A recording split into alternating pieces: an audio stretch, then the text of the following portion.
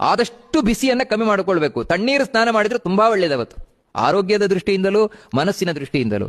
ಯಾಕಂದ್ರೆ ಮನಸ್ಸು ಕೂಡ ಬಹಳ ಚುರುಕಾಗಿರ್ತದೆ. ಮತ್ತೇನು ಅಂತ ಹೇಳಿದ್ರೆ ತಾಂಬೂಲವನ್ನು ಸ್ವೀಕಾರ ಮಾಡಬಾರದು, ವಿಳ್ಳೆದೆಲ್ಲ ಹಾಕಬಾರದು. ದಶಮಿ ಹಾಗೂ ದ್ವಾದಶಿ ಎರಡಕ್ಕೂ ಅನ್ವಯವಾಗುವಂತದ್ದು ಇದು. ದ್ವಾದಶಿಯ ದಿನವೂ ಇನ್ನು ಏಕಾದಶಿಗೂ ಈ 3 ದಿನಕ್ಕೂ ಅನ್ವಯವಾಗುವಂತದ್ದು ಇದು. ಬಿಸಿ ನೀರು ಸ್ನಾನ ಮಾಡಬಾರದು, ತಾಂಬೂಲ ಸ್ವೀಕಾರ ಮಾಡಬಾರದು. ಹಾಗೆಯೇ ತೈಲಾಭ್ಯಂಜನ, ತಲೆಗೆ ಎಣ್ಣೆ ಹಾಕುವುದು ಅಥವಾ ಮೈಗೆ ಎಣ್ಣೆ ಹಚ್ಚಿಕೊಂಡು ಸ್ನಾನ ಮಾಡುವುದು, ಅದನ್ನೆಲ್ಲ ಮಾಡಬಾರದು ಅಂತ ಹೇಳ್ತಾರೆ. ನಂತರ ಹಗಲಿನಲ್ಲಿ ಮಲಗಬಾರದು, 3 ದಿನವೂ ಹಗಲಿನಲ್ಲಿ ಮಲಗಬಾರದು ಅಂತ ಹೇಳ್ತಾರೆ. ಇನ್ನು ಅಷ್ಟೂ ಸುಸ್ತಾಯಿತು ಅಂತ ಹೇಳಿದ್ರೆ ಆಗುವುದೇ ಇಲ್ಲ ಅಂದ್ರೆ ಒಂದು 10 ನಿಮಿಷಗಳ ಕಾಲ ಕಣ್ಣು ಮುಚ್ಚಿ ತೆಗಬಹುದು ಅಷ್ಟೇ, ಹೊರತು ಗಡದ್ದಾಗಿ ನಿದ್ರೆ ಮಾಡ್ಲಿಕ್ಕೆ ಇಲ್ವೇ ಇಲ್ಲ ಆ 3 ದಿನ. ಇದೆಲ್ಲ ಏನಂದ್ರೆ ನಾವು ನಮಗೆ ಪಾಪ ಪರಿಹಾರ ಆಗಬೇಕು, ಪುಣ್ಯ ಬರಬೇಕು, ಭಗವಂತನ ಅನುಗ್ರಹ ಆಗಬೇಕು ಅಂತಿದ್ರೆ ಮಾಡಬೇಕು ಈ ರೀತಿ ವ್ರತವನ್ನು. ಹೀಗೆ ಮಾಡಿದ್ರೆ ಖಂಡಿತವಾಗಿಯೂ ಅವನಿಗೆ ಭಗವಂತನ ಅನುಗ್ರಹ ಆಗೇ ಆಗುತ್ತೆ.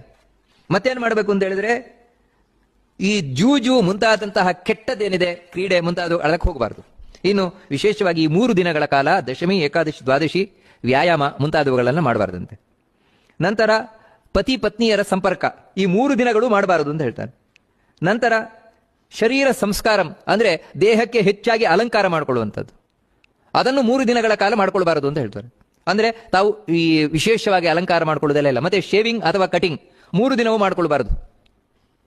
ಕೂದಲಿಗೆ ಸಂಬಂಧಪಟ್ಟ ಹಾಗೆ ಇದನ್ನ ದಶಮಿ, ಏಕಾದಶಿ, ದ್ವಾದಶಿ 3 ದಿನವೂ ಮಾಡಬಾರದು.